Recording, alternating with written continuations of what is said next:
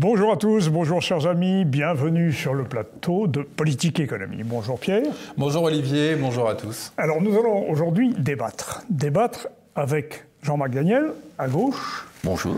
Bien sûr, ça ne préjuge rien de ses positions. Et à droite, Charles Gave. Alors messieurs... Et pourquoi pas la même chose? Ça ne préjuge rien de ça. Ça ne préjuge rien de ses positions. Alors messieurs, vous êtes réputés tous les deux des libéraux. Mais nous allons nous apercevoir qu'il y a plusieurs maisons dans la famille libérale.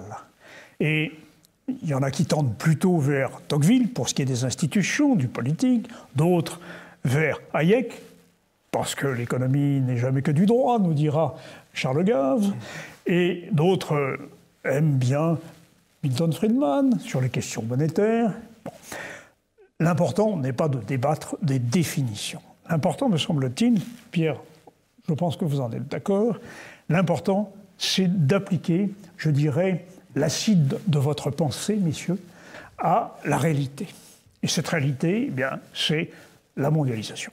Je vous propose donc de réfléchir à la question de la mondialisation, puis nous irons plus petit vers l'Europe, et encore plus petit vers la France, si j'ose dire, plus petit, mais cher à notre cœur. Alors, je vais laisser à Pierre le soin de poser la première question sur la mondialisation. Ou sur le mondialisme plutôt, cette idéologie qui est la transformation de la planète en un immense marché. Cette idéologie mondialiste, Jean-Marc Daniel, est-elle à l'origine du libéralisme?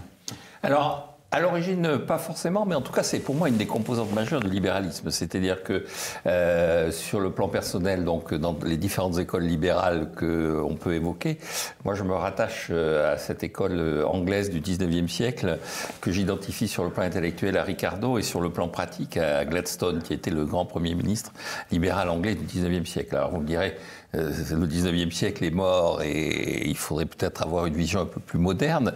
Mais ce que je retiens de ces gens-là, c'est trois choses. La première, c'est que à l'époque, véritablement, ils raisonnaient en termes de mondialisation, c'est-à-dire que le pays dominant, qui était le Royaume-Uni, le primus inter pares, s'imposait des disciplines qui étaient celles que les autres pays étaient obligés de subir, notamment sur le plan monétaire et budgétaire.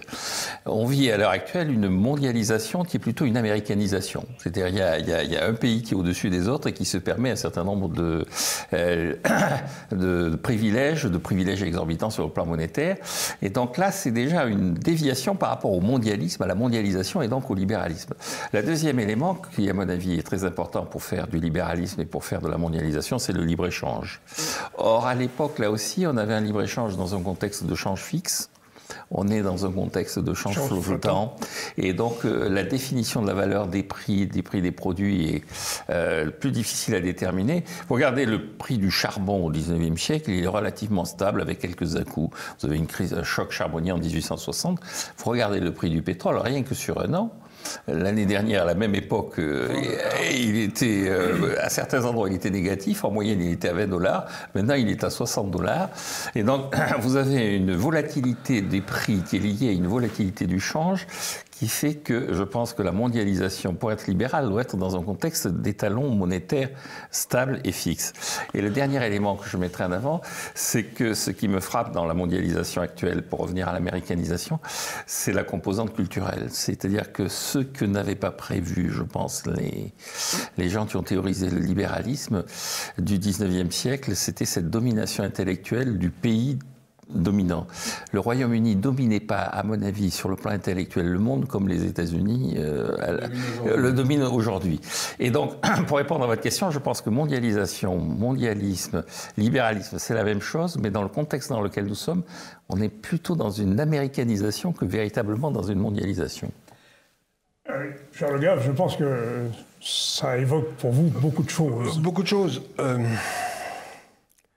C'est difficile de définir exactement le monde dans lequel on est, parce que d'abord, c'est un monde qui est en flux. C'est-à-dire, l'américanisation, c'est un peu ce que l'on a eu depuis 1945. Et on voit très bien que l'ordre américain, qui s'est établi à partir de 1945, est en train de s'écrouler complètement. Il est en train de disparaître à toute allure. Et donc, pas le dollar, quand même. Le dollar, enfin, il résiste. Il résiste, mais on voit très bien que, par exemple, la Chine est en train d'essayer d'établir une zone yuan pour dédollariser l'Asie. On en parlera si vous voulez. Ça me paraît un élément très important. Et on voit très bien aussi que la plupart des pays se sont servis d'échanges flottants pour jeter toute prudence par-dessus bord, quoi.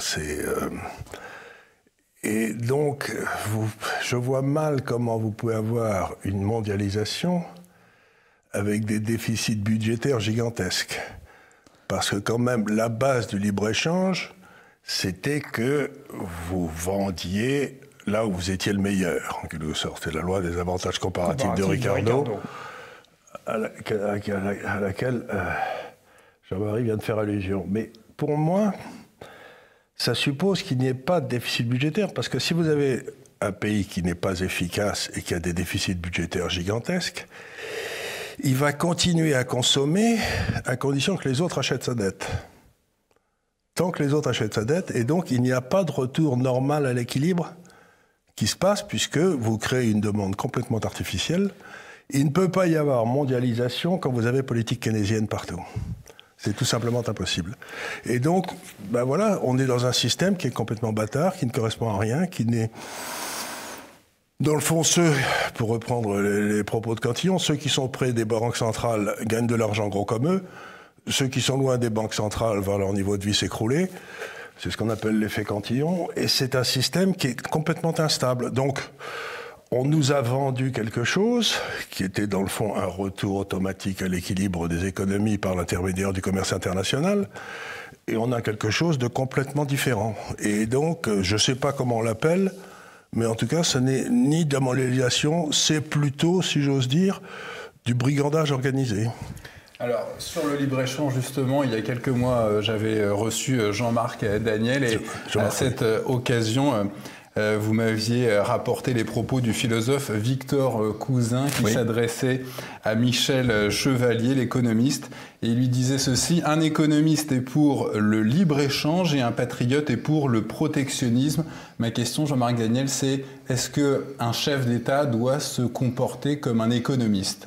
Alors je crois que oui, parce que dans cet échange entre Michel Chevalier et Victor Cousin, je ne vais pas revenir au XIXe siècle. Chevalier était l'auteur de l'accord de libre-échange entre la France et l'Angleterre en 1861. Voilà, absolument. Et donc l'accord de janvier 1860, il veut se réconcilier avec Victor Cousin, qui est le symbole du libéralisme, parce qu'il a été un des soutiens de Louis-Philippe. Et donc, ce qui est intéressant, c'est que donc Michel Chevalier, effectivement, va voir Victor Cousin, ils échangent, et puis au bout d'un mois, Victor Cousin lui dit: écoutez, que vous soyez ce brigand qui est Napoléon III, je m'en moque, c'est pas grave.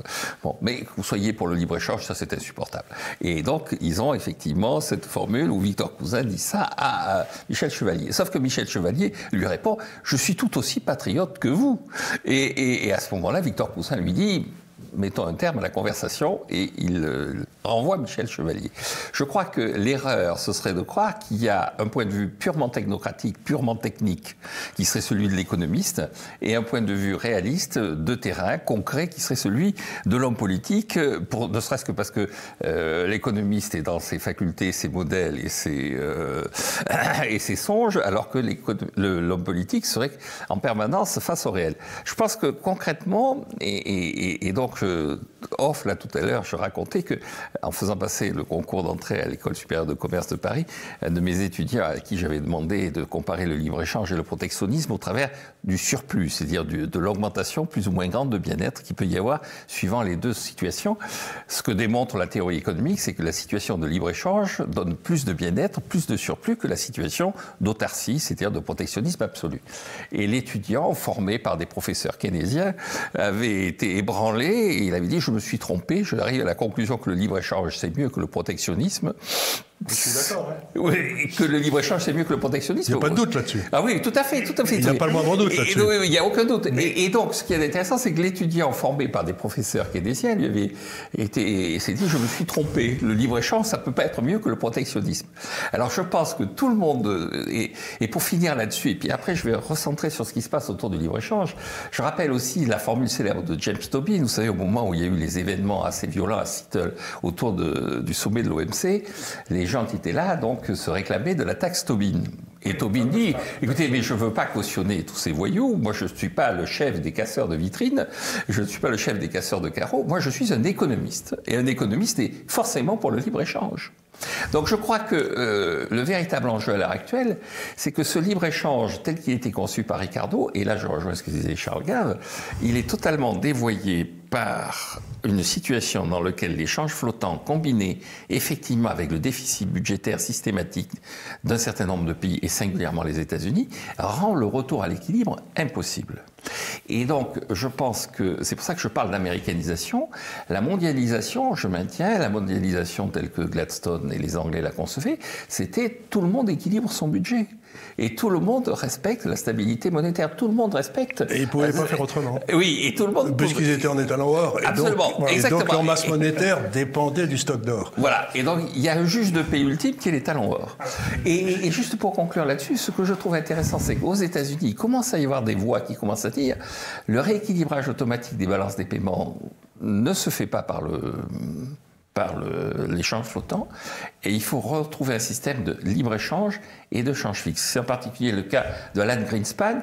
Alors je ne sais pas si c'est une révélation tardive ou s'il a toujours pensé ça, et à ce moment-là je ne comprends pas très bien sa politique monétaire, mais toujours est-il qu'il y a quand même la prise de conscience que ce système, je rejoins ce que dit Charles Gave, ce système est instable et donc est voué à l'échec. Alors, pour finalement... ne pas vous opposer, mais plutôt vous réconcilier, si je puis dire. Jean-Marc Daniel a évoqué le fait que que la mondialisation est une américanisation.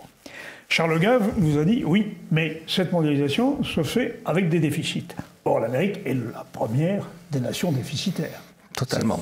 Oui, je mettrais la France aussi. Quand même, parce qu'on n'a pas eu un équilibre depuis 1973. Oui. Mais donc, alors, dans ces conditions, messieurs, vous avez évoqué les talons or. Comment les balances commerciales sont établies? On sait que quand le stock d'or diminue, évidemment, la monétisation se réduit. Oui. Ce qui fait baisser les prix, c'est ça. C'est ça. Bon, ce qui fait surtout baisser la masse monétaire et baisser la demande, et automatiquement, il faut vendre ces excédents d'offres à l'extérieur, voilà. Parce que vous devenez plus compétitif. Voilà. On augmente la compétitivité. Bon. À l'inverse, si on exporte beaucoup, on va entrer de l'or. On va donc monnayer plus, on aura un peu d'inflation, ça va augmenter les prix, on sera moins compétitif. C'est ce que Poincaré a refusé de faire avec Rueff dans les années 30, où la France a encaissé la moitié du stock d'or mondial après une dévaluation très forte et s'est retrouvé bloquant complètement le système économique mondial. Donc vous pouvez avoir le problème de gens qui font rentrer de l'or et qui ne font pas augmenter leur masse monétaire, et ce qui force tous les autres à la déflation. Voilà. Et alors, ça ne marche pas du tout, ça non plus. Donc la question c'est... Il faut qu'il n'y ait pas de banque centrale. Alors, ça peut fonctionner sans banque centrale, en effet, mais la question, elle est la suivante. Donc, vous n'êtes pas du tout pour l'abandon de cette relique barbare. J'y reviendrai. Comme M. Keynes, vous êtes pour les talons or. Non, pas du tout. Pas du tout ce que j'ai dit. C'est pas du tout ce que j'ai dit. Je voudrais dire quelque chose d'autre, c'est que je suis pour...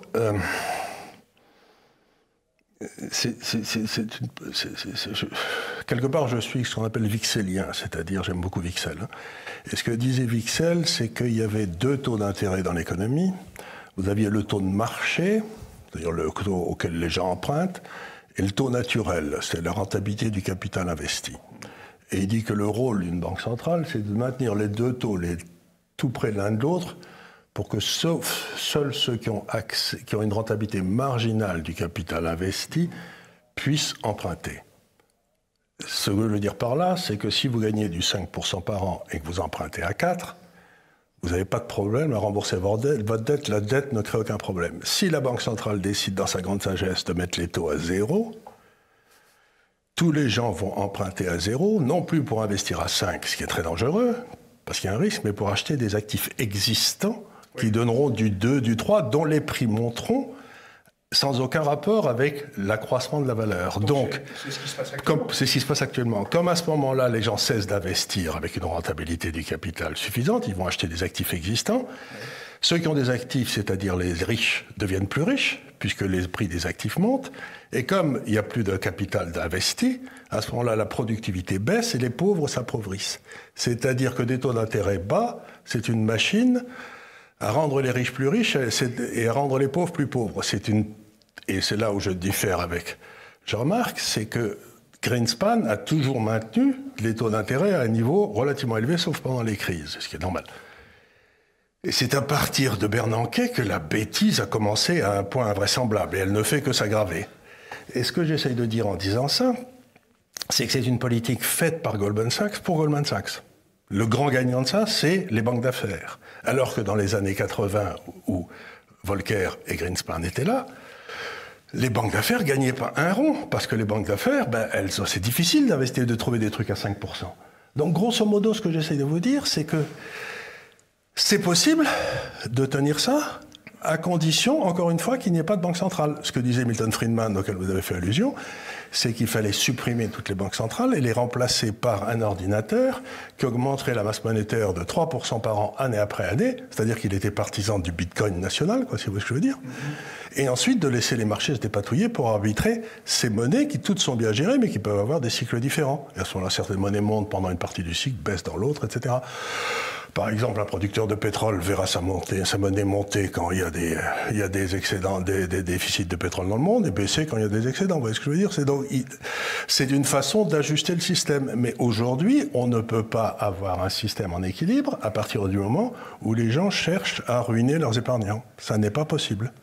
Oui, là où je suis d'accord avec Charles Gave, c'est qu'en fait, mais c'est le problème initial de tout ce que l'on vit en ce moment, c'est le déficit budgétaire et notamment le déficit budgétaire américain. Quand on regarde... Je ne suis pas tout à fait d'accord. Pour moi, le déficit, c'est des faux prix. C'est-à-dire qu'aujourd'hui, les taux d'intérêt sont des faux prix. Ah oui. Prenez un exemple idiot, par exemple l'Allemagne, moins 0,70. Sur les 5000 dernières années, il n'y a jamais eu de taux d'intérêt négatif. C'est totalement inédit, ça, dans l'histoire. Oui. Attendez, mais ça veut dire quoi? Le taux d'intérêt, moi, j'ai appris quand j'étais jeune à l'université de Toulouse, c'est la façon qu'on a de me compenser contre l'incertitude du futur. Donc ça veut dire que moins 0,70, ça veut dire en termes philosophiques que le futur est plus certain que le présent. Ce qui est une imbécilité totale. Le futur ne peut pas être plus certain que le présent. Donc on est gouverné aujourd'hui en fonction d'une imbécilité totale. Ça n'est ni logique ni rationnel. Et donc, comment voulez-vous qu'un système soit stable s'il est ni logique ni rationnel? Le problème, c'est pas le déficit budgétaire. Le problème, c'est les dépenses de l'État qu'on ne peut plus financer autrement qu'avec des taux d'intérêt réels négatifs. Et quelque part, l'imbécilité ultime, ça a été l'euro. C'est l'euro qui est à l'origine de cette crise monstrueuse, et c'est pas les États-Unis. Alors là, je ne suis pas du tout d'accord. Mais juste, alors je ne vois pas pourquoi l'euro est appliqué dans l'histoire des taux d'intérêt négatifs. Concrètement, parce que sans ça, l'Italie saute. Si on avait des vrais taux d'intérêt, l'Italie saute. Non. Immédiatement. Alors, attendez, non, mais je vais revenir sur les États-Unis. Pardonnez-moi de vous attendre une minute. Nous étions sur la question de la mondialisation, nous sommes allés sur la question de la monnaie. Je vous allais répondre, Jean-Marc Daniel, mais ça nous amène à la deuxième partie, c'est-à-dire justement l'Europe. Une dernière question avant la deuxième partie. Et la réponse de Jean-Marc Daniel. Sur la désindustrialisation de l'économie qui se poursuit, la désindustrialisation. C'est une bêtise, c'est effrayant. Oui, alors on va laisser vite parce qu'on est d'accord. Oui, vous êtes d'accord là-dessus? Oui, c'est une bêtise. Parce que si vous voulez, la réalité toute simple, c'est que la Suède n'a pas désindustrialisé, l'Allemagne n'a pas désindustrialisé, la Suisse, qui a la monnaie la plus forte du monde, n'a pas désindustrialisé. La raison pour laquelle nous avons désindustrialisé en France, c'est que la marge d'autofinancement brut des entreprises est la moitié de ce qu'elle est en Allemagne, en Italie ou en Angleterre, ou aux États-Unis d'ailleurs. Pourquoi cette marge est-elle réduite? Eh bien tout simplement parce que le poids de l'État est 15% plus élevé. Et ça n'aurait jamais été possible si on n'avait pas eu l'euro. Je vous interromps juste une seconde, Charles Gave, parce qu'on en parlait déjà la dernière fois avec Jean-Marc Daniel. On est passé donc de 6 millions de postes dans l'industrie en 1974 à environ 3 millions. Mais ça n'a rien à voir avec le libre-échange. Cette saignée, Jean-Marc Daniel l'a qualifiée de bonne nouvelle car nous aurions fait des gains de productivité Absolument. et obtenu une industrie efficace. Mais du coup, la France doit-elle oublier le plein emploi et l'indépendance stratégique? Non, je veux dire, si vous prenez la situation il y a un siècle, vous regardez combien il y avait d'agriculteurs. Et vous regardez combien il y a d'agriculteurs aujourd'hui. 400 000. Oui, il y en a à peine, oui, il y a 600 000 agriculteurs, donc 400 000 exploitations. Vous imaginez qu'on n'est pas aux 15 millions qu'il y avait en 1900. Entre-temps, l'agriculture a fait énormément de gains de productivité. Et donc, je pense que la vocation naturelle de l'industrie, c'est de continuer à supprimer des emplois parce qu'elle doit faire des gains de productivité.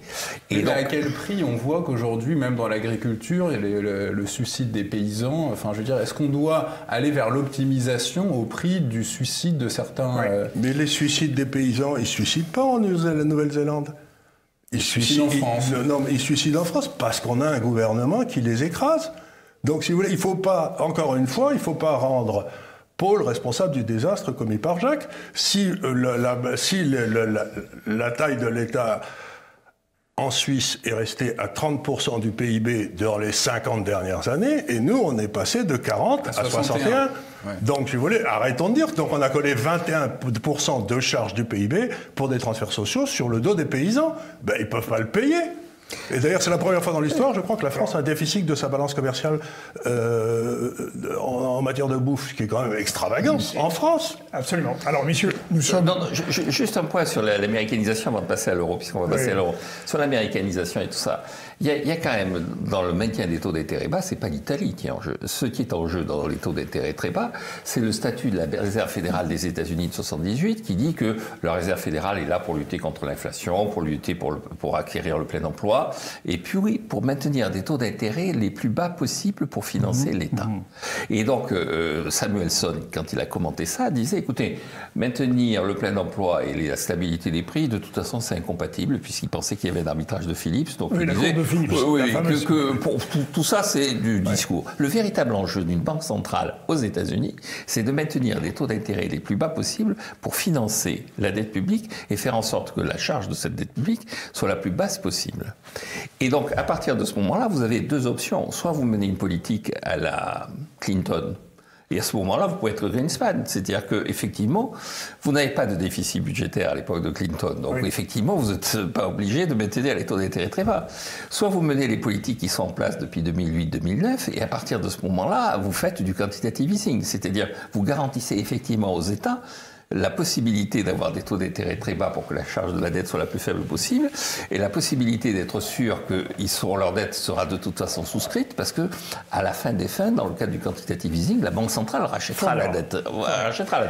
Donc le véritable problème, il est né aux États-Unis de l'incapacité des Américains de contrôler leur déficit budgétaire. Je ne suis pas d'accord, mais c'est pas grave. Alors, nous allons continuer à n'être pas d'accord ou à être d'accord, parce que nous arrivons maintenant sur la question de l'Europe et de l'euro. Oui. Sont-elles des institutions libérales? Sont-elles requises? C'est ce que nous allons voir dans la deuxième partie. Oui.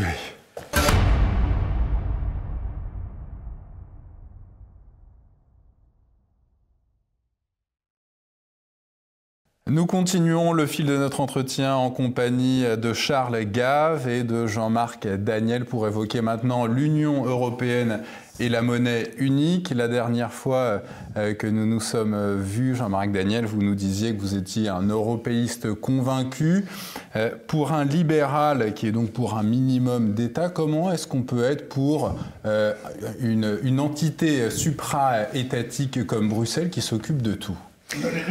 Alors, non élu, c'est pas tout à fait exact. Il y a un Restons Parlement qui est élu, mais qui n'a pas l'ordre du jour. Hein. Oui. Bon, qui n'a pas l'ordre du jour. C'est pas lui qui détermine son ordre du jour. Il y a un Parlement, il y a un Conseil européen, enfin un Conseil des chefs d'État européens avec une présidence de l'Union européenne, qui est une entité politique. Hein, bon. Donc c'est une création effectivement politique assez bizarre. Le véritable enjeu dans tout ça, c'est Au service de quoi est cette entité? Elle est clairement au service de la défense de la liberté. C'est d'ailleurs ce qu'il y a dans les J'en suis pas sûr. Mais si. Enfin, moi, je pense que c'est ce qu'elle dit. Parlez-en à des hommes d'affaires. C'est ce qu'elle dit. Elle est au service de la défense de la liberté. Mais ce qu'elle dit n'a rien à voir. Oui. Mais ensuite, il y a ce qu'elle fait. Et en la matière, je ne voudrais pas dire, mais elle ne fait pas pire que les États nationaux en termes de production de législation, de production de contraintes, que de ce que faisaient les États nationaux auparavant. Je rappelle quand même que, pour prendre l'exemple de la France, lorsque De Gaulle arrive au pouvoir, René Meyer qualifie le système qui est en place. Donc René Meyer, c'est un grand ministre de l'économie et des finances de la 4e République. Et il dit le système que nous avons mis en place est un système de dirigisme inflationniste. Et il faut s'en débarrasser. Et quand Rueff va voir De Gaulle, il lui dit la seule façon de se débarrasser du dirigisme inflationniste, c'est de rentrer dans la logique du traité de Rome et de l'Union européenne. Donc je pense que l'Union européenne... Mais attendez une seconde, si je peux me permettre une seconde là, parce que... Oui, non, juste je finis, puis après... Allez-y. Je pense que le projet est un projet véritablement de promotion de la concurrence, de promotion de la liberté économique, et les traités tels qu'ils sont conçus sont des traités qui respectent plus ou moins, notamment sur le plan budgétaire, la logique de ce que j'ai appelé la mondialisation à la Gladstone. Après, le problème, c'est comment les États, justement, gèrent au jour le jour les paroles et les engagements qu'ils prennent. Charles Gard, parce qu'il y a Rome et il y a Maastricht. C'est quand même pas tout à fait la même chose. Ce que je voudrais dire, c'est ça, c'est que personne n'est plus européen que moi jusqu'à l'arrivée de Delors. Et à partir de là, c'est une série de bêtises qui ne cessent. Président de la Commission européenne. Président de la Commission européenne, parce que le but de Delors, c'est le but de Monnet, c'est de créer un État européen en détruisant les nations européennes. Et il n'en a jamais fait. Il s'en est jamais caché. Et donc, vous aviez deux conceptions de l'Europe. La conception de l'Europe rhénane, qui était grosso modo l'Europe chrétienne de 1250, où chacun faisait ce qu'il voulait chez lui, en fonction du principe de subsidiarité qui n'a jamais été respecté. Et ensuite, s'il y avait un problème, vous appeliez l'évêché, puis tout en haut, vous appeliez Rome, et donc vous remplacez l'évêché par... je ne sais pas quoi, les gouvernements locaux, et puis ensuite vous passiez à Bruxelles, c'était la même structure. Et c'était une structure qui était parfaitement décentralisée, qui fonctionnait très bien. On l'a remplacée par une structure qui a vocation à centraliser. C'est-à-dire que vous aviez le choix entre l'Europe liberté, l'Europe de Robert Schuman, et l'Europe puissance. Et les gens qui sont partisans de l'Europe puissance, c'est-à-dire de faire naître un État européen, c'est pas la première fois dans l'histoire, ça a commencé avec Charlemagne, de refaire naître l'Empire romain, qui est le spectre qui hante l'Europe depuis toujours. Vous voulez faire renaître l'Empire romain, faire renaître une Europe puissance, et ça s'est toujours terminé dans le sang et dans les larmes, et dans les guerres. Et donc, une fois de plus, on y est, l'Allemagne est haïe partout. L'Allemagne est haïe comme elle n'avait pas été depuis très longtemps. Pourquoi? Parce qu'elle était la plus efficace, et bloquée dans un totange fixe des gens qui sont plus efficaces que les autres, avec des gens qui peuvent faire des déficits budgétaires pour compenser les pertes de richesse qu'ils vont avoir, et qui ne peuvent plus compenser par l'intermédiaire du taux de change qui baissait, comme il avait baissé sans arrêt pendant toute la période de l'Europe heureuse. C'était condamner tous ces pays à devenir des vassaux de l'Allemagne, ce qu'elle est devenue. C'est qu'ils sont tous devenus, tous les pays de l'Europe du Sud. Donc ce que j'essaie de dire, c'est que c'est une idée profondément totalitaire, profondément antidémocratique et profondément anti-nation. Et les nations européennes se révoltent, elles sont folles de rage, et à juste titre. Alors elles sont folles de rage, mais elles ne sont pas folles de rage contre l'Allemagne.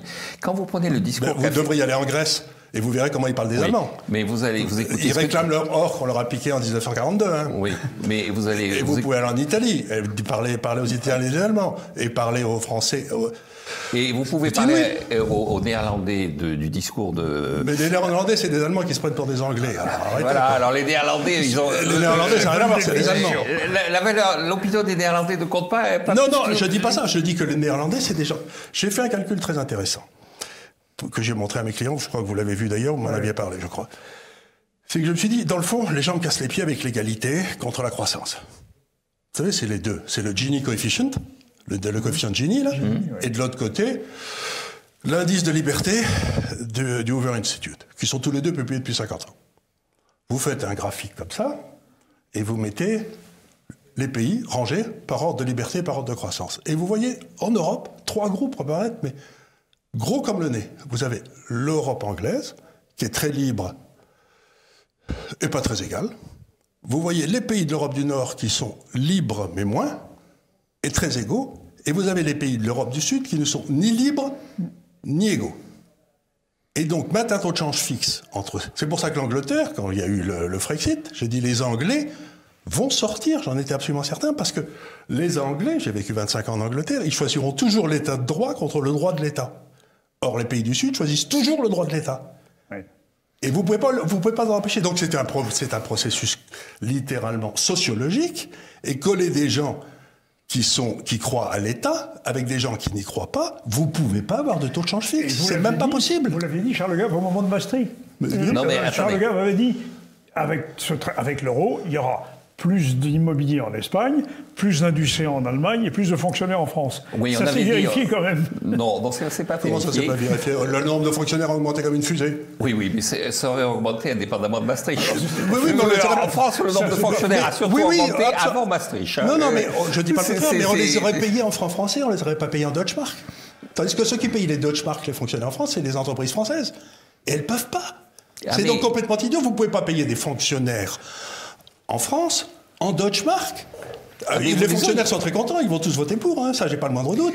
Ils tuent le système, ils tuent le pays. Non mais ce qui tue le système, c'est pas le fait qu'il y ait l'euro, c'est le fait qu'il y ait des prélèvements obligatoires qui sont trop importants, c'est le fait qu'il y ait ça n'aurait pas été possible si on n'avait pas eu l'euro, parce qu'à ce moment-là, prenez par exemple les réformes du travail allemandes, à la fin des années 90.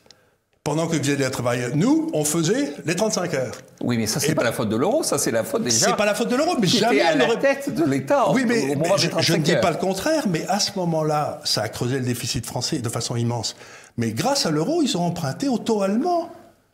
Sans ça, ils auraient dû emprunter au taux français. Et ils auraient arrêté tout de suite leurs bêtises. Les Français auraient vu leur monnaie s'écrouler, leur taux d'intérêt monter, et ils auraient dit « je ne vais plus jamais voter socialiste ». Tandis que là, ils se disent « j'ai le beurre et l'argent du beurre. Moi, je suis fonctionnaire, je touche mes 2000 € par mois, je travaille raisonnablement, mettons. Et donc, vous avez monté un système qui permet le crime. Ce que dit l'Église catholique, c'est qu'il ne faut pas mettre les gens en situation de péché. On a mis les politistes... Vous faites le procès de l'euro, alors qu'en réalité, c'est le procès des dirigeants français que vous devez faire. Mais je le savais avant. Je savais qu'ils allaient le faire. C'est pour ça qu'ils voulaient le faire. Jouer le rôle de pouce au crime. Mais oui, mais enfin, c'est inquiétant ce que vous dites. C'est-à-dire, vous considérez que la démocratie est dangereuse, parce que si Non, je dis que la démocratie représentative est dangereuse. Je suis tout à fait partisan, par exemple, du référendum d'initiative populaire, parce qu'à ce moment-là, on se débarrasse. Là, vous avez des gens qui ont compris qu'ils allaient mentir, qu'ils ont compris qu'ils allaient ruiner le peuple, mais que c'était pas pendant leur mandat. Donc, ils s'en foutaient. Ils font ce qu'ils voulaient. Regardez les années Mitterrand, ça a été une débauche de démagogie. Ça a été incroyable. Et oui, on se retrouve aujourd'hui... L'euro n'y est pour rien. Et encore une fois... Mais si, ça a permis à ces gars-là de rester élus. Ça a permis de rester élus parce qu'ils ont pu continuer à emprunter à des taux très bas. Regardez, aujourd'hui, les taux d'intérêt sont à 0 en France. Donc, le service de la dette ne coûte rien. 0. Vous pouvez mettre une dette de 10 000 milliards d'euros. La France en a rien à foutre puisque la seule chose qui apparaît dans le budget, c'est le service de la dette. La dette n'existe pas. Mais on n'aurait pas été dans l'euro, la situation serait exactement la même. Mais non, elle ne serait pas du tout la même. Regardez la Suède. Ils ont dévalué ils ont fait faillite en 92, la Suède. Oui, attendez, mais laissez-moi finir. Écoutez, à l'heure actuelle, à partir du moment où la Banque centrale rachète la dette, les taux d'intérêt n'ont aucune importance puisque les intérêts versés à la Banque centrale sont reversés à l'État. Donc le fait de racheter... Ils sont à 0, ils ne reversent rien du tout. L'État ne paye rien. Oui, mais l'État n'aurait rien payé de toute façon puisqu'il aurait récupéré les intérêts. Et donc vous regardez la situation d'un pays comme le Japon, vous avez un pays qui s'est surendetté et pourtant la dette ne représente... Ça, je peux vous expliquer facilement. Oui, la dette ne représente aucun problème parce que ce n'est pas un problème de dette publique, c'est un problème d'équilibre extérieur. Et donc vous avez un problème, effectivement, en France, il y a un problème de manque de compétitivité, de déséquilibre extérieur. Et ce problème de déséquilibre extérieur, c'est pas l'euro qui est à l'origine de ça, parce que si nous avions respecté les règles de l'euro. Encore une fois, on a signé des traités. On avait, comme on disait autrefois. Quand on signe elle s'appellerait mon oncle. Je veux dire, encore une fois, attendre des gouvernements français qui suivent une politique raisonnable. Oui, attendre de M. Mitterrand. C'est pour ça que je suis partisan du référendum d'initiative populaire. Parce qu'indépendamment de l'euro, il n'y a pas de raison pour que l'euro les rende beaucoup plus malhonnêtes que ce qu'ils sont naturellement. La population aurait appris qu'avec leur politique, leur niveau de vie baissait. Or, on a masqué la baisse du niveau de vie par l'accumulation de la dette. Oui. Et donc, les gens n'ont pas appris la leçon. En principe, les socialistes, dans l'histoire de France, ça a resté 1 an et demi au pouvoir, et puis ensuite, c'était chassé. Et là, on a réussi à les maintenir. Mitterrand a dit, j'ai cloué les mains de l'Allemagne sur la table de l'euro. C'était la plus grosse bêtise qu'il avait jamais dite. Et donc, encore une fois, si vous n'avez pas de prix de marché, il ne peut pas y avoir de démocratie. Si les gens ne savent pas ce que coûtent les choses, il ne peut pas y avoir d'économie et il ne peut pas y avoir de démocratie. La démocratie s'appuie sur une information fiable qui est des prix de marché. Intéressant ce que tu viens de dire. Oui, non, mais je suis d'accord avec lui, mais l'euro n'y est pour rien. L'euro, il a servi simplement... Il n'y a pas de prix de marché, ni pour les taux d'intérêt, ni pour les taux de change. Et on parle du Japon, il y a des prix du marché au Japon. Il n'y a pas l'euro. Hein. Les taux d'intérêt sont à zéro. Mais 100% de leur dette est détenue par des Japonais, donc il y a zéro dette. Non, ça c'est faux. Je veux dire, il y a 100% de la dette japonaise, il y en a 98% qui est détenue par les Japonais. Non, elle est détenue par le système bancaire japonais, mais qui les replace immédiatement à l'extérieur. Quand vous regardez la structure de financement du Japon, le Japon, vous avez 40% de la dette qui est entre les mains de la Banque centrale, et donc avec ou sans l'euro, on aurait pu le faire, puisqu'ils l'ont fait. Le quantitative easing, il a été fait indépendamment de l'euro, et même il a été inventé au Japon. Il a été inventé au Japon. Le yen a baissé de 35%. Oui. Donc c'est ça qui a protégé. Ce que je vous dis, c'est qu'ils n'avaient pas de taux de change fixe. Donc ils ne sont pas restés avec un taux de change beaucoup trop surévalué. Ils ont baissé de 35%, ils taillent des croupières à la France et à l'Allemagne. Mais le yen n'a pas baissé autant que ce qu'ils voudraient.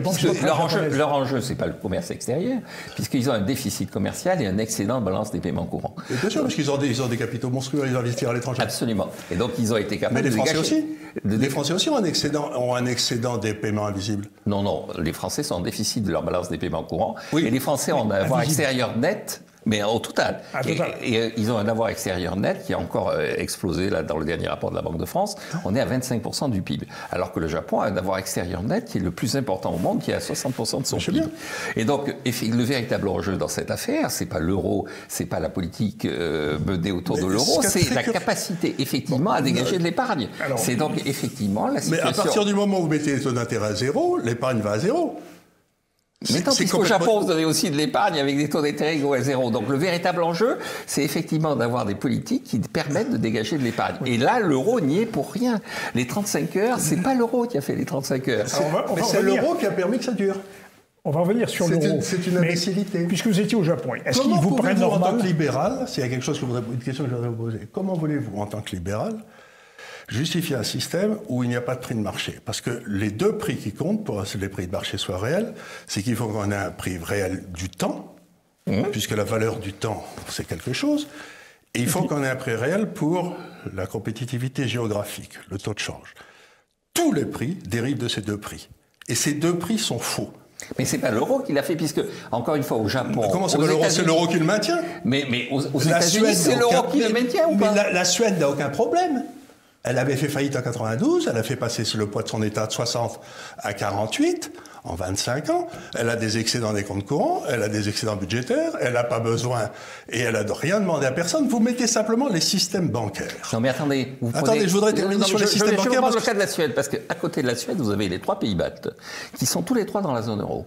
Et tous les 3 ont connu exactement la même aventure que la Suède, c'est-à-dire ils ont baissé la charge de leur État, ils ont remis de l'ordre dans leurs finances publiques, ils ont retrouvé leur compétitivité, tout en étant dans l'euro. Et non seulement en étant dans l'euro, mais en réclamant d'être dans l'euro, de se maintenir dans l'euro. Encore une fois, je ne dis pas qu'il n'y a pas des pays qui n'y arrivent pas. Je dis simplement, vous avez l'hypothèse qu'avait fait un âne comme Trichet. C'était quand j'avais écrit mon livre qui s'appelait Des lions menés par des ânes. Parce que âne, c'est l'anagramme de l'ENA, quand même, qu'on le veuille ou non. Eh bien, personne ne va défendre l'ENA autour de ce plateau, mais c'est facile de taper sur l'ENA quand même. Non, c'est pas facile, c'est nécessaire.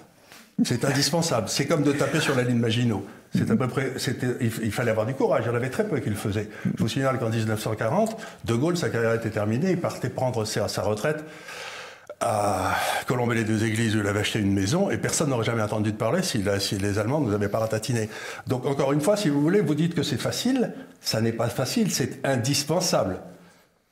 Et c'est pas facile. Là aussi, c'est accessoire, mais c'est pas je peux vous assurer que les gars qui ont attaqué l'euro n'ont pas eu une vie facile en tant qu'économiste en France depuis 25 ans. J'en connais plein qui se sont fait virer et de l'éducation nationale, etc. J'en connais beaucoup.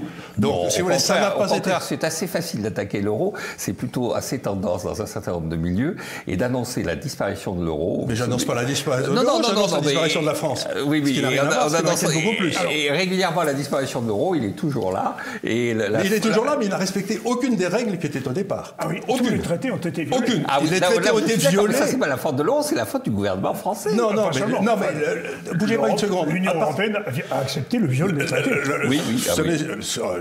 Les traités européens ont été violés par la Commission européenne à la moindre difficulté. Vous vous souvenez de Draghi, on fera ce qu'il faut. Ce qu'il fallait, et ce qu'il a fait, c'était faire quelque chose qui était formellement interdit, qui était que les banques centrales achètent le déficit budgétaire. C'est ce qu'il a fait immédiatement, en bon italien qu'il était.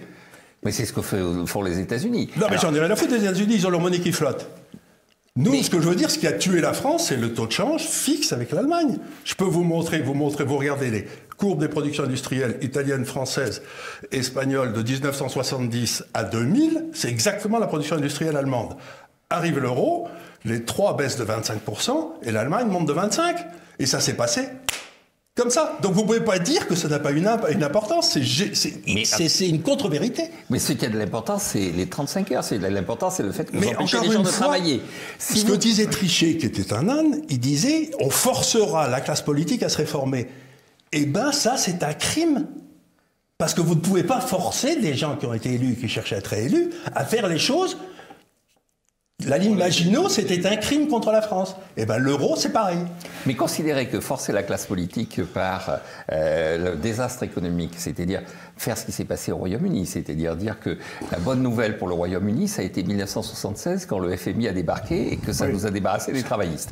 Je ne souhaite pas qu'on donne à la France, et on propose à la France, d'avoir comme programme de dire « Ah, au moins, si on n'avait pas été dans l'euro, on aurait eu la chance d'être entre les mains du FMI. » Ça ne nous a pas débarrassé des travaillistes, ça nous a débarrassé de Heath, de tous les Wet, de tous les gars qui en France, avec l'euro, seraient toujours au pouvoir, on n'aurait jamais eu Mme Thatcher. C'est-à-dire qu'ils seraient restés, s'il n'y avait pas eu 1976, ils seraient restés avec tous les corneaux qui les avaient amenés dans le trou dans lequel ils étaient. Le but du Parti travailliste, et j'ai vécu 25 ans en Angleterre, c'était de présider au déclin lent de la Grande-Bretagne. Ils voulaient ralentir le déclin. Ils n'avaient aucun espoir de le redresser. Oui, mais non, mais je ne vais pas défendre les travaillistes des années 70. Mais non, moi, j'attaque les conservateurs des années 70. Oui, j'ai bien compris. Je vais pas défendre les travaillistes, ça a toujours été des braves garçons. Et juste pour conclure là-dessus, je pense qu'effectivement, dire que c'est une bonne nouvelle de ne pas être dans l'euro parce qu'on aurait pu avoir le sort de la Grande-Bretagne de 1976... Non, on aurait eu le sort de la Suède. Alors les fonctionnaires suédois sont payés en couronne suédoise. Et je vous signale, il y a eu quelque chose de très intéressant qui s'est passé. C'est que la Suède, je connais très bien la Suède, parce que d'abord, c'est là où j'ai un très grand nombre de clients. Et deuxièmement, mon frère y vit depuis toujours. Donc je vais en Suède tout le temps. Eh bien, au moment du référendum sur l'euro, tout le monde était pour. Toute la classe dirigeante, les journaux, les milieux d'affaires, etc. Et le peuple a voté non. Et nous, on a eu le peuple qui a voté non avec Chirac. Et on s'est retrouvés... Avec Sarkozy, on nous a dit « Allez vous faire cuire un œuf, le peuple, on n'en a rien à foutre ». Le peuple a voté oui pour l'euro en 1992. Et quant aux Suédois... De justesse, c'est parce que la Martinique avait bien voté. De justesse, parce il a voté oui. Non, mais la Martinique avait bien voté en 92, c'était d'aller vers une Europe plus intégrée. Le projet de l'euro, le projet n'était pas encore prêt en euros. C'était le projet de Maastricht. Nous arrivons à la fin de cette deuxième partie sur l'euro et l'Europe et l'Union européenne. Pour conclure, car il y a tellement de choses encore à dire là-dessus, vous avez évoqué l'Italie. L'Italie a à sa tête M. Draghi. M. Draghi qui a été président de la BCE. Il devrait être en prison, enfin, parlons d'autre chose. Alors, si vous voulez. L'Italie va bénéficier d'un plan de 260 milliards d'aides. Mais bénéficier dans l'actualité. Bénéficier, oui. Bénéficier, je veux dire, qu'est-ce que ça veut dire bénéficier d'avoir des dépenses publiques? Un plan de relance, en effet. Mais ce que je veux dire, c'est que pourquoi une telle générosité à l'égard de l'Italie, si ce n'est que c'est par l'Italie que l'euro devait connaître les plus grandes difficultés? Oui et non, mais ça fait partie des théories keynésiennes imbéciles qui disent que la dépense publique crée la croissance. Donc vous allez confier 260 milliards d'euros à la mafia en Sicile, et vous allez vous retrouver avec une croissance très forte. Ben, si vous croyez ça, non. Vous avez des problèmes. Hein. Non, mais là où je vais rebondir, et je suis d'accord avec Charles Gave, c'est-à-dire que le plan de relance européen est une aberration. Mais ce qui me frappe, c'est qu'au niveau européen, il y a un certain nombre de gens qui le disent. Donc je parlais tout à l'heure des Néerlandais, mais il n'y a pas que les Néerlandais. Quand vous regardez la façon dont ça se passe au Parlement polonais, les Polonais sont contre, non pas uniquement par des raisons de on vous exige que vous respectiez l'état de droit et tout ça, on veut s'immiscer dans votre politique intérieure, mais parce qu'ils considèrent que l'avenir de la structure n'est pas de s'endetter à l'infini.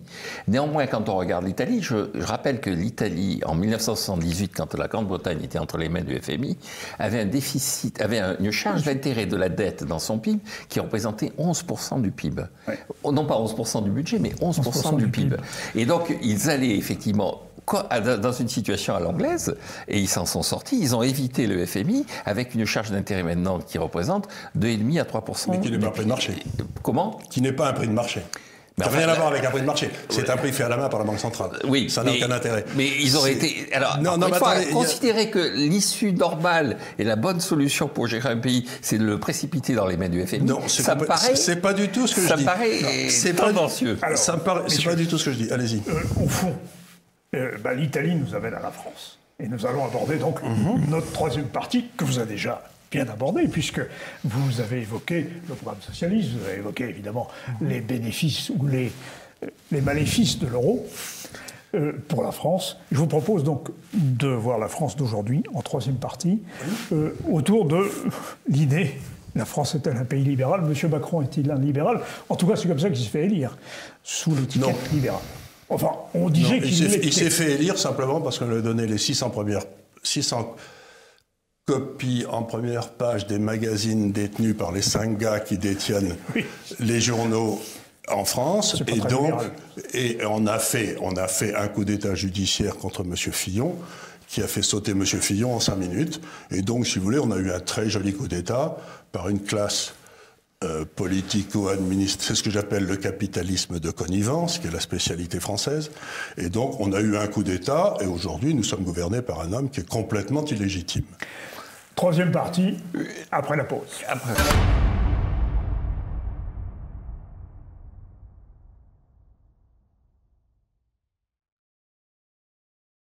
Alors, dans cette troisième partie consacrée au libéralisme, nous allons nous intéresser à notre pays. On a commencé déjà à s'y intéresser. Nous avons parlé de Macron. J'ai osé dire qu'il en était, du libéralisme, bien sûr, et je me suis fait rabrouer. Vous m'avez dit qu'il n'était pas du tout libéral. Vous avez, Charles Gave, parlé même d'un coup d'État. Alors, quid de Macron? Alors, quid de Macron? Écoutez, je parle d'autant plus volontiers de cette affaire que j'ai publié 2 livres sur lui avant l'élection qui s'appelait Pour un manifeste feuillant, où j'expliquais que historiquement, la gauche s'est découpée en 3 blocs. Il y avait le bloc des montagnards, qui étaient les exaltés assassins, qui est donc... Mélenchon voilà, alors dans l'héritier Mélenchon, mais Mélenchon c'est un Robespierre au petit pied, c'est surtout un clown. Oui, c'est ça, c'est un bolchevique de théâtre. D'opérette. Voilà, d'opérette, c'est un bolchevique d'opérette. Ensuite, il y a ce que j'appelle les brissotins, c'est-à-dire de Léon Blum à Mitterrand, c'est-à-dire ce que j'appelle les léninistes lénifiants.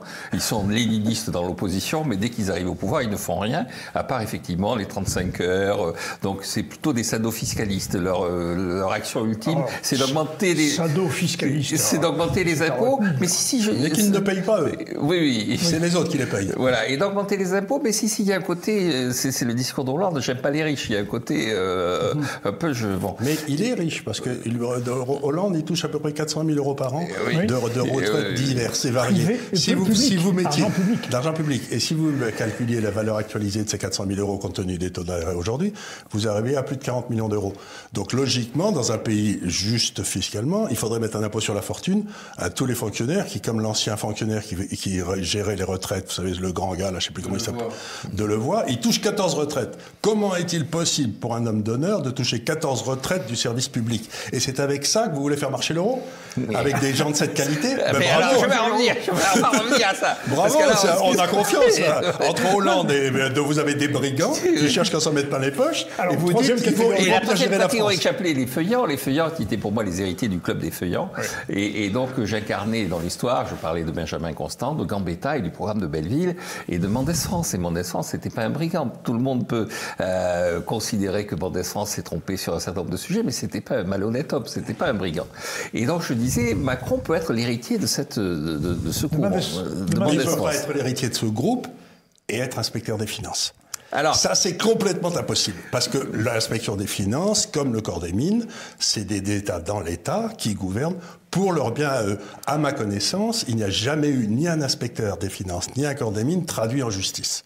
Et pourtant, jamais. Après la révolution, Ce qu'on peut appeler l'état profond, si vous êtes en train de voilà, ce que je veux dire, c'est que par exemple, Madame Sauvergeon, Madame Lauvergeon. C'est inouï ce qu'elle a fait. Faire acheter une mine d'uranium par son mari à 2,5 milliards d'euros. Totalement surestimé. Non, il n'y avait pas le moindre gramme d'uranium dedans. C'était une escroquerie totale. Et que cette femme ne soit pas en prison, c'est quand même un truc. Et c'est à ces gens-là que vous confiez le sort de la France par l'intermédiaire de l'euro. Vous pensez qu'ils allaient réformer? Mais c'est de la folie. Mais euro ou pas euro, ils resteront toujours tels qu'ils sont. Si on avait Madame Lauvergeon qui faisait des saloperies comme ça avec Mitterrand qui en a fait encore de plus grosses, mais le franc français serait écroulé. Les Français auraient compris la relation entre leur personnel politique et la monnaie, parce que ça, ils comprennent très bien. Donc, la dévaluation. C'est ça qui m'ennuie beaucoup avec votre position, je vais vous dire. C'est que j'ai écrit un livre en 2001, donc au tout début de l'euro, que j'ai appelé « Des lions menés par des ânes », qui a été un best-seller d'ailleurs, et dans lequel j'expliquais qu'en effet, ça allait amener à trop de maisons en Espagne, trop de fonctionnaires en France et trop d'usines en Allemagne, et que l'Europe allait sauter, l'Europe que j'aimais, allait être tuée par ce système. J'ai eu raison. Et tous les gars qui m'ont dit que j'avais tort, aujourd'hui, ils continuent à dire que l'euro, c'est une bonne chose et que si on la supprimait, ça serait un désastre. Eh bien, je trouve ça indigne. Parce que vous pouvez pas, comme disent les Allemands, il vaut mieux la fin de l'horreur que l'horreur sans fin. Et ce que vous préconisez, vous, c'est l'horreur sans fin. Moi, je préfère qu'on retourne à la liberté, parce que je suis libéral. Non, vous ne préférez pas qu'on retourne à la liberté. Vous nous expliquez que vous préférez que nous soyons gérés par le FMI plutôt que par une classe politique. Mais non, je n'ai pas besoin d'être géré par le FMI. La Suède n'a pas été gérée par le FMI. Ah, mais la Suède, elle a fait un plan d'austérité. Elle a fait un plan d'austérité qui était une anticipation de ce qui était. Et surtout, elle a dévalué de 40%. Et le Royaume-Uni a été entre les mains du FMI. Vous ne pouvez pas le nier. Le Royaume-Uni n'a jamais été entre les mains du FMI. Non. Sous la 4e. Par exemple, il y a eu des dévaluations. On allait à Washington toutes les semaines. Oui, on a même été exclus du FMI parce qu'on respectait pas. On est un des rares pays à avoir été exclus du FMI. Non, mais puis surtout, on allait à la Washington chercher Non, mais ce que je veux dire par là, c'est qu'à un moment, il y a la réalité qui s'impose. Les gens qui m'ont dit il y a 25 ans que l'euro, ça allait marcher, se sont trompés. Je suis pas du tout d'accord. Se sont trompés. Ça n'a pas marché, ni pour l'Italie, ni pour l'Espagne, ni pour la France, ni pour le Portugal. Souvenez-vous dans quel état était l'Italie dans les années 80, dans quel état était l'Espagne. Mais 100% de leur dette était financée par eux-mêmes, donc ça n'avait aucune importance. Ils n'avaient pas de dette extérieure. Mais bien sûr que si. Je n'avais pas de dette extérieure. Mais ce que je veux dire, c'est à quel moment décidez-vous que la ligne Maginot est une connerie? Quand les Allemands sont à Paris? Quand le FMI sera à Paris? Non. Il n'y a pas de différence entre la ligne Maginot et l'euro. C'est quelque chose pour nous protéger contre les Allemands. Alors, mais pas du tout, parce que la ligne... l'euro a-t-il marché? Pourquoi l'euro a-t-il marché? Expliquez-moi. L'euro a marché parce que vous avez une zone qui est une zone totalement intégrée de circulation de l'économie. C'est-à-dire que ça ne marche pas du tout. Mais bien sûr que si. Et quand vous regardez le déficit... Essayez de vendre des services français en Allemagne. Mais vous ne pouvez pas. Des services informatiques, vous ne pouvez pas. Ah mais c'est pas le problème de l'euro, c'est le problème que vous avez des législations. Mais c'est jamais le problème de l'euro, c'est toujours le problème du personnel politique. Non, c'est pas le problème du personnel politique. Vous avez encore des États qui sont des États différents, des législations qui sont différentes. Vous n'avez pas une intégration qui est totalement poussée. Mais le fait que vous ayez un change fixe fait comme à l'époque de l'étalon or. Vous pouvez déterminer. Mais non, parce qu'à l'étalon or, l'Allemagne a 1000 milliards d'euros de balance target. De balance target. La masse monétaire allemande aurait dû monter de 1000 milliards d'euros. Et à ce moment-là, l'Allemagne aurait été en plein boom, sa monnaie aurait baissé, ils auraient importé comme des fous. Ils ont stérilisé tout cet argent. Mais pas du tout, parce que quand vous avez des excédents de balance des paiements courants, ça ne veut pas dire que ça devient de votre monnaie. Vous pouvez les exporter. Non, mais non, la quantité de monnaie que vous avez... Ils ont été exportés pour faire de la spéculation en Irlande. Ils ont été pour faire de la spéculation en Espagne. Et ils ont fait sauter les systèmes bancaires espagnols et irlandais. C'était une grande réussite, ça. Quand vous avez un excédent de balance des paiements courants, mais vous allez le placer à l'extérieur. Et donc l'Allemagne, sans l'euro, elle l'aurait placé à l'extérieur. Encore une fois, comme le Japon place ses excédents de balance des paiements courants à l'extérieur. Le Japon le place avec des taux de change variables. Le véritable problème, encore une fois, au 19e siècle, on vivait sans change variable. Et donc tout ça... Mais on dévaluait. Au 19e siècle, on dévaluait pas. La valeur du franc est restée la même de 1820 à 1913 et il n'y a pas eu la moindre dévaluation et on a eu un taux de croissance qui était un taux de croissance de 1,5 à 2% en moyenne par an avec la récession des années 1873. Donc le taux de change, ce n'est pas la panacée. La modification du taux de change, ce n'est pas la panacée. Je ne dis pas que c'est la panacée. Je dis que vous ne pouvez pas faire opérer une industrie, vous ne pouvez pas faire marcher une économie sans des vrais prix. Je suis d'accord avec vous. Et donc, vous avez dit, ce que vous dites implicitement, c'est que la France doit ajuster, la France doit devenir l'Allemagne. Et moi, par exemple, il y a 40% de fonctionnaires pour 10 000 habitants de plus en France qu'en Allemagne. Bon, c'est un choix des Français, c'est un choix démocratique. Donc, en aucun cas, je ne dis qu'il faut se débarrasser des fonctionnaires. Or, c'est ce que vous dites, vous. En disant qu'il faut se débarrasser, parce que sinon, on n'a aucune chance. Vous nous dites qu'on est gouverné par des brigands, mais quand ces brigands recrutent 40% de fonctionnaires, en trop, vous dites « Ah non, mais là, c'est le choix des Français. » Ah non, mais j'ai rien à dire. J'ai rien à dire. Mais alors, vous n'avez pas à les accuser d'être des brigands, c'est le choix des Français. Non, parce que ils ont embauché pour être élus 40%, mais ils s'en sont mis plein les fouilles eux-mêmes de l'autre côté, comme je l'ai montré avec l'exemple de M. Hollande.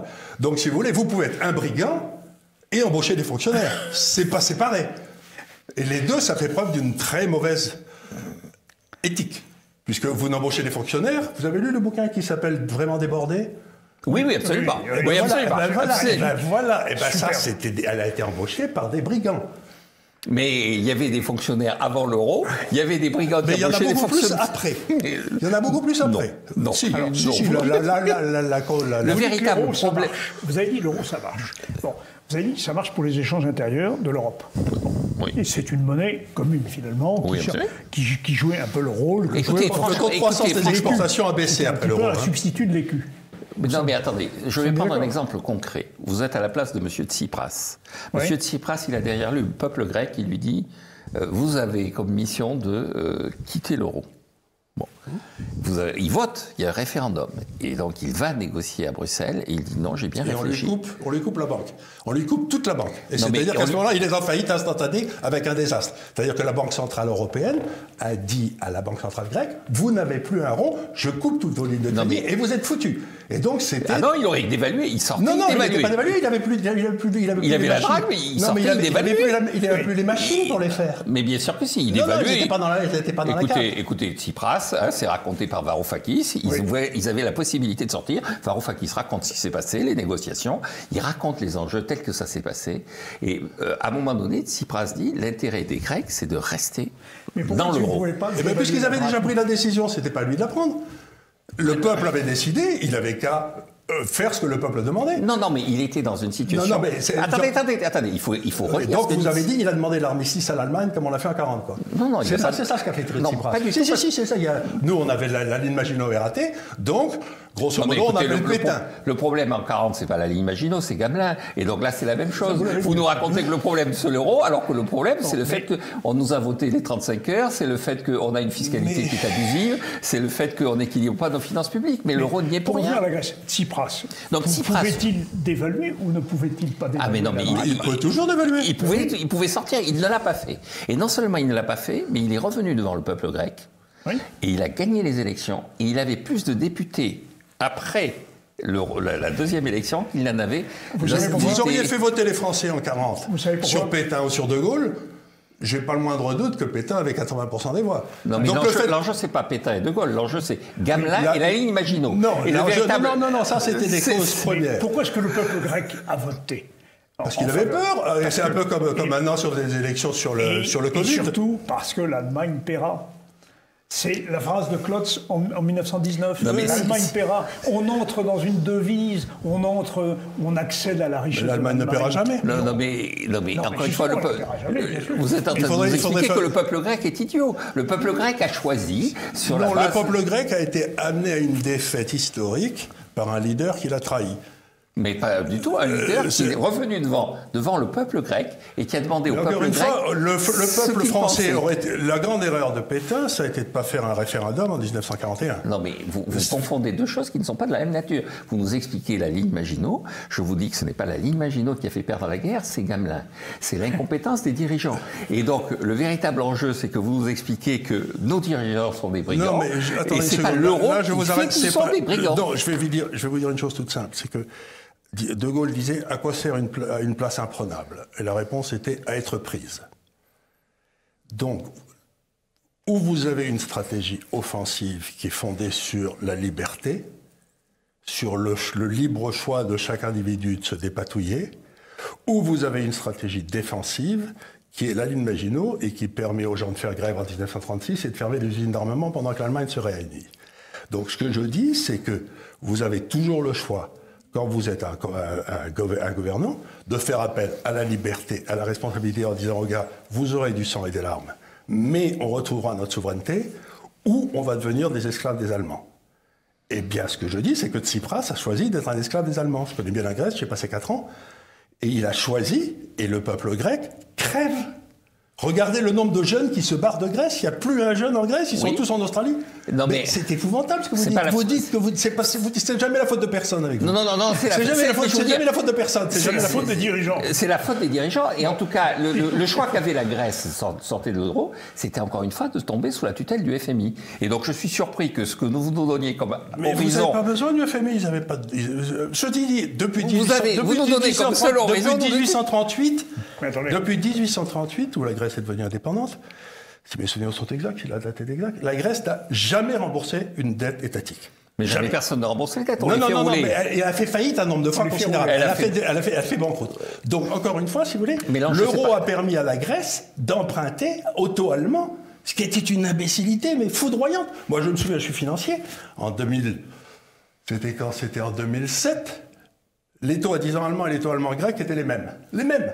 Et donc, j'ai vendu des taux grecs et j'ai acheté des taux allemands. Et je me suis fait plein de pognon. Mais c'est honteux. C'est honteux de bêtises. J'avais honte. J'avais honte. Oui, et parce que vous pensez que les Grecs, ils voulaient revenir à la situation de 67 quand on leur a imposé une dictature militaire pour pouvoir se faire... Mais j'ai pas dit que vous voulez... Mais ils auraient pu choisir ils auraient pu choisir de Varoufakis. Jean-Marc Varoufakis, peut-être. Mais Varoufakis, il avait dit que de toute façon, si on sortait de l'euro, ce serait effectivement le FMI sans le FMI, que c'était un choix qui était un choix d'une violence incroyable, mais que c'était le seul choix. Il vaut mieux l'horreur sans fin que la fin de l'horreur. C'est ce que vous dites sans arrêt. Mais ce que vous nous dites, c'est qu'on va quitter l'euro pour sombrer entre les mains du FMI. Je vous dis, le FMI, on n'a pas besoin d'être dans les mains du FMI. Si, parce qu'il n'était pas déjà, la Grèce était déjà entre les mains du FMI. J'y étais déjà, puisqu'ils sont allés. Le FMI Non, mais la Troïka a été appelée. Non, mais ils ont eu droit au FMI, ils ont eu droit à la Banque centrale européenne, ils ont eu droit à un plan de redressement qui les a mis dans une misère noire, et ils ont eu droit... Pourquoi a-t-on sauvé la Grèce? Essayons d'être clairs. On a sauvé la Grèce parce que les banques françaises et allemandes avaient prêté comme des fous à la Grèce. Et que si elles sautaient... Non, mais si elles sautaient, la BNP sautait. Elles ont fait... Mais non, mais pas du tout. Elles ont fait un haircut, elles ont perdu pas loin de 100 milliards, les banques, sur la Grèce. Oui, mais si elles sautaient, elles perdaient plus que leur capital, elles étaient mortes. Non, mais pas du tout. Le Crédit Agricole avait acheté une banque grecque. Et aujourd'hui, il a perdu. Il a perdu. Ce qui est extraordinaire, c'est que la dette grecque a triplé depuis ce moment-là. C'est pas comme si elle avait baissé. Donc elle n'a pas triplé. Mais elle a augmenté. Elle a augmenté, mais elle n'a pas triplé. Dans des proportions gigantesques, avec une population qui disparaît. Bon, on revient à la France. On revient à son président. Non, juste pour conclure sur ce que je disais sur Macron, parce que qu'il soit inspecteur des finances, ça ne me dérange pas. On peut être inspecteur des finances libéral et honnête. Et ce qui me dérange, c'est qu'il a fait preuve... C'était moi, non? Si, il y a URF. C'est quand même lui qui avait fait le plan. Jacques Rueff, par exemple. Jacques Rueff, c'est lui qui avait fait la déflation en 1934. La déflation navale, c'était Rueff. Et donc, je veux dire, ce qu'il y a de frappant chez Macron, c'est l'absence de colonne vertébrale. Et donc, il n'est pas brigand, il est inconsistant. Oui. Alors, on a vu Charles Gave, Jean-Marc Daniel, avec la crise sanitaire, la sphère d'intervention de l'État augmenter. On est maintenant à plus de 61% de dépenses publiques par rapport au PIB, est-ce que vous pouvez imaginer voir Emmanuel Macron se laisser à davantage d'étatisme encore, voire même à de l'autoritarisme, comme ce qui est prôné par Klaus Schwab et Thierry Malret dans leur ouvrage sur le Great Reset? Est-ce qu'on peut voir Macron dévier vers une sorte d'autoritarisme et d'encore plus d'étatisme? Vous savez, la nature des élites françaises, c'est de penser que le peuple est idiot. Et qu'il est heureusement là, lui, pour leur apprendre la bonne chose. Comme vient me le dire mon opposant ici en face, il montre ça avec une remarquable constance depuis Giscard, quoi. C'est-à-dire que depuis Giscard, ils sont pires les uns que les autres. Je vais vous faire une analyse assez simple. Je vais vous dire la chose suivante. C'est dans un système politique, pour répondre à votre question, vous avez 3 niveaux. Vous avez le peuple, qui est le souverain, rappelons-le. Vous avez la classe qui gère l'État, les fonctionnaires. L'État, c'est une espèce de machine extraordinairement compliquée, donc il faut des gens très compétents, avec une mémoire de cheval, qui connaissent toutes les règles et qui n'ont aucun caractère. Sinon, ils n'auraient pas fait toutes ces études pour pas gérer un truc qui n'a aucun intérêt. Et le troisième, c'est le politique, qui est tout en haut, et dont le rôle est d'être foudroyé s'il se trompe. Pétain. Il est foudroyé. Et ça lui a fait le plus grand bien. Je veux dire, c'est le rôle du politique, la justification ultime du politique, c'est d'être foudroyé quand vous vous trompez. Quasiment sacrificiel même.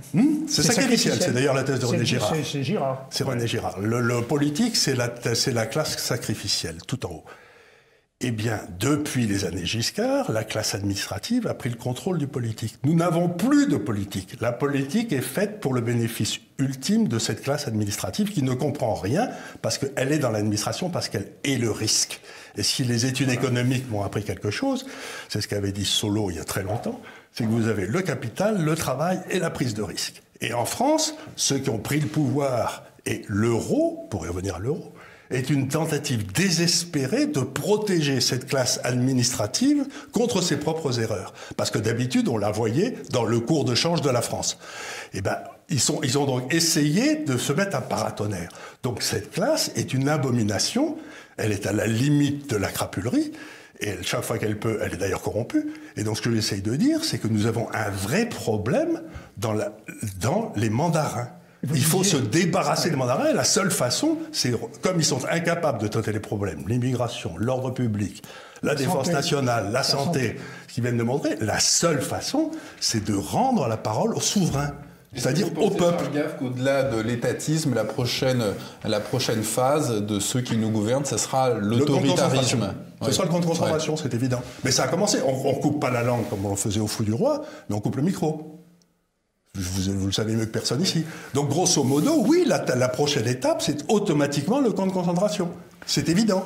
Ça peut pas être autrement. Non, alors moi je suis totalement en désaccord avec ça. D'abord, je ne sais pas ce que c'est que la classe administrative. Il y a des fonctionnaires, chacun a des intérêts. Mais vous le savez très bien, c'est les 200 qui sont tout en haut. Oui, mais les 200 qui sont tout en haut, ça voudrait dire qu'ils sont solidaires. Ils ne sont pas solidaires entre eux, ils ont des intérêts qui sont divergents. Regardez Fabius, qui est le président du Conseil constitutionnel, qui à chaque fois permet le Conseil d'État, qui était le protecteur des libertés publiques en France, eh ben, il a balayé la liberté de culte, la liberté de réunion, la liberté de déplacement. Tout ça, ça a été pour une grippe. Allez. Et alors, en revanche, sur la crise que nous venons de traverser, je pense qu'elle ne traduit pas une forme d'autoritarisme, je pense qu'elle traduit au contraire le désarroi des gens qui nous dirigent. C'est-à-dire que les gens qui nous dirigent ont été pris au dépourvu. Ils ont eu une phase pendant laquelle ils ont espéré que ça allait se résoudre tout seul. Donc, mais le risque est réapparu. Le risque est réapparu. D'un seul coup, ce que disait Charles Gave, c'est que cette classe est faite pour ce qui est prévisible. Or, elle a été confrontée à l'imprévisible. Non, mais pas du tout. En économie, on fait la différence entre le risque et l'incertitude. Ils ont été confrontés à un choc exogène, c'est-à-dire un mécanisme d'incertitude. Oui, qui n'était pas économique en soi. Qui n'était pas économique en soi. Et donc, ils ont réagi de façon assez désordonnée, d'un pays à l'autre d'ailleurs de façon différente. La Suède n'a pas réagi de la même façon. Mais regardez ce qui s'est passé au Royaume-Uni. On ne peut pas considérer que le Royaume-Uni n'est pas un pays qui a des traditions libérales. Vous avez une première phase où Boris Johnson a dit c'est une grippette et il embrassait tout le monde en disant voilà, vous savez, et puis de toute façon, ça va faire de la... Macron jusqu'en mars. Oui, mais ça va faire... Non, mais sauf que lui, il le théorisait. Boris Johnson disait ça va renforcer l'immunité collective. Puis ensuite, il a enfermé sa population, et puis ensuite, il a dit, bon, mais maintenant, on va tout concentrer sur le vaccin. Je pense que ce qu'a montré plutôt ce qui s'est passé, c'est pas l'autoritarisme, c'est effectivement l'incapacité qu'ont nos dirigeants actuels, alors qui peut rejoindre ce qui s'était passé en 1870 ou en 1940, l'incapacité à véritablement trouver des réponses adéquates à la situation, mais une situation qui les dépasse. 1940-1870, où la pandémie, c'est quelque chose qui n'est pas naturel. Quand on considère qu'on est gouverné systématiquement... La pandémie, si vous voulez, vous avez 0,3, vous avez 3 personnes pour 1000 qui meurent, et qu'en âge badian de 84 ans, et il y a quand même eu un truc d'essayer de nous foutre la trouille pour qu'on soit bien sage. Mais c'est pas un problème français, tout le monde a confiné. En Suède, encore une fois, il y a un homme qui était responsable, il n'y en avait qu'un, il n'y avait pas 92 trucs, il y a un homme qui a pris la décision, on ne confine pas et vous ne portez pas les masques. Alors, et il y a eu moins de morts qu'en France. Oui, et c'est pas la démocratie de considérer qu'un individu est... Non, il était responsable. Il a exercé sa responsabilité. Nous arrivons, messieurs, au terme de cet entretien, et il faut que vous puissiez conclure. Alors, je vous propose 2 solutions. La première, je m'appuierai sur Tocqueville, qui dit ceci. Écoutez bien, messieurs, c'est une façon de faire la synthèse peut-être. L'espèce d'oppression dont les peuples démocratiques sont menacés ne ressemblera à rien de ce qui l'a précédé dans le monde. Qu'en pensez-vous, messieurs? Mais c'est tout à fait ça. Il appelait ça une dictature molle. Ce que disait, c'est qu'on va vers une dictature molle. On va vers une dictature des gens qui veulent notre bien. Et ce que disait, je crois que c'était Hayek, qui disait qu'il n'y a rien de pire dans l'histoire du monde que les gens qui veulent votre bien. Moi, la seule chose qui m'intéresse, c'est de faire ce que je veux. Moi, je cherche la liberté, je cherche à être responsable. Si je me casse la gueule, je l'assume. Et cette espèce de façon d'avoir un État nounou est une abomination. Moi, je pense que la menace sur les gens qui veulent notre bien, elle ne vient pas de la classe bureaucratique et tout ça, elle passe de ce que j'appelle les pagano-gauchistes. C'était la montée en puissance d'une idéologie païenne autour de l'écologie. Et que c'est pas les inspecteurs des finances qui me paraissent les plus dangereux, mais le maire de Lyon, le maire de Poitiers et le maire de Bordeaux me paraissent à l'heure actuelle plus dangereux. On peut s'en débarrasser, tandis que les inspecteurs des finances... On les a élus. On les a élus en général avec 12% des voix. Et la Suède, dans chaque ville où ils ont été élus, ils ont 12% des voix en moyenne. Et la Suède a porté au nu Greta Thunberg, et ça m'inquiète plus. Oui. C'est pas la Suède, c'est les journaux. Enfin, c'est la Suède, elle sort de Suède. Elle est suédoise, mais c'est les journaux mondiaux. Oui, enfin, elle est suédoise, elle a été inventée par des Suédois, les Suédois. Non, oui, je connais bien l'histoire de Greta Thunberg, on n'a pas le temps d'en parler. C'est la pauvre enfant, elle sera très malheureuse. Nous n'allons pas conclure sur Greta, quand même. Non. J'espère que le débat était d'un autre niveau. Non, ce que je veux dire une fois, c'est que... non, mais Greta Thunberg ne considérait pas que c'est un non-événement. Je pense qu'effectivement, c'est le porte-parole de ce que j'appelle les pagano-gauchistes, et le danger, il vient de là, non pas des inspecteurs des finances. Mais les inspecteurs des finances, ils feront ce que leur demanderont les pagano-gauchistes. Comme les inspecteurs des finances sous Pétain, comme M. Coupe de Murville, ont très bien servi Pétain. Oui, mais donc c'était Pétain le problème, pas les inspecteurs des finances. Non, mais mon grand-père qui était officier, qui était gouverneur des Alaouites en Syrie, quand on lui a demandé de faire des choses déshonorantes, il a démissionné. Je n'ai jamais vu un inspecteur des finances démissionner. C'est ça l'abomination. C'est que ces gens-là n'ont pas d'honneur. Si je rappelle que Jean Moulin était préfet. Oui, Jean Moulin était préfet. Oui, il n'était pas arrivé par l'ENA. Ah ben il n'y avait pas l'ENA à l'époque. Il était arrivé par un concours. Vous avez eu des grands fonctionnaires, c'est pas ce que je dis. Oui. Mais je dis qu'à partir du moment... J'aimerais conclure là-dessus. Le drame de la France, ça a été Michel Debré, parce que c'est quand même lui qui a créé l'ENA, qui a créé la Constitution de la 5e, qui est une abomination, qui a créé l'École nationale de la magistrature et qui a permis la fusion des banques d'affaires et des banques de dépôt, c'est-à-dire le contrôle de la politique par la banque. Eh bien, je trouve que ça, Michel Debré, ça fait beaucoup pour Michel Debré, oui. Mais oui, c'est lui qui l'a fait. Et c'est lui qui n'a pas poursuivi Mitterrand après l'affaire du Jardin de l'Observatoire, parce que Mitterrand n'avait pas poursuivi pour le coup de bazooka à Alger. Donc, si vous voulez, Michel Debré, c'est quand même À l'origine de tous nos malheurs aujourd'hui. Alors, je ne sais pas si le danger, c'est Michel Debré ou Conte Attenberg, mais je crois qu'on va en rester là. Le danger, c'est que nous avons Le danger, dépassé... c'est les hauts fonctionnaires qui ont trop de messieurs. pouvoir et qui ne démissionnent pas, qui n'ont pas d'honneur. C'est Eh ça bien. le vrai danger. Merci en tout cas, messieurs. Merci messieurs. pour ce débat. Vous savez que TV Liberté vous est grand ouvert pour continuer, parce qu'il y a énormément de choses à approfondir On serait encore. très heureux justement de vous retrouver Moi, tous les deux. je viens quand vous voulez, ça ne me gêne pas. Mais ce qui m'ennuie Moi beaucoup... aussi. ce qui Même m'ennuie si je ne beaucoup- partage pas votre ligne éditoriale, je le dis parce que moi je crois à la liberté. Oui, moi aussi, Voilà. complètement. Et en particulier la liberté de parole. Et le Eh bien- débat, la vérité vient des débats contradictoires, c'est connu. Absolument. Du choc des idées jaillit la lumière. Oui, à condition que les gens soient de bonne foi, parce que sûr. c'est ce que dit Montaigne dans un de ses passages. Il dit on discute, et puis il arrive un moment où on se dit que finalement lire Sénèque, c'est plus utile que de discuter avec quelqu'un de mauvaise foi. Bon, Ouais, c'est ce que disait Montaigne, il disait quelque chose que j'aimais beaucoup, il dit j'aime les gens de mon pays qui n'en savent pas assez pour regarder le travers. eh bien, restons-en là donc pour l'heure. Merci, messieurs. Merci. Et à nos téléspectateurs, nous disons à très bientôt. Merci.